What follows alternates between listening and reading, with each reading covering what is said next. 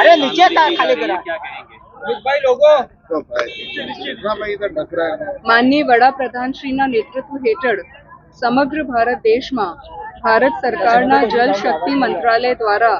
Catch the rain મહાઅભિયાનની શરૂઆત કરવામાં આવેલ હતી। માનનીય કેન્દ્રીય મંત્રી શ્રી CR પાટીલ સાહેબે સમગ્ર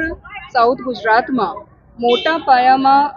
રેન વોટર હાર્વેસ્ટિંગ સ્ટ્રક્ચર્સ બનાવવામાં આવે એમના માટેનું એક અભિયાન ઉપાડ્યું છે। એમના જ ભાગ સ્વરૂપે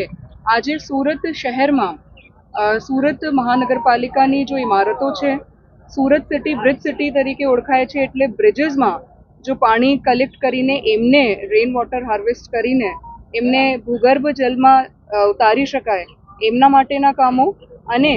જનભાગીદારીમાંથી બીજી જો પ્રાઇવેટ સોસાયટીઝ હોય છે એમને પણ આ સ્કીમમાં મોટા પાયા ઉપર આવરી લેવા માટેનું આયોજન કરવામાં આવ્યું છે। અને આજે CR પાટીલ સાહેબના અધ્યક્ષ સ્થાને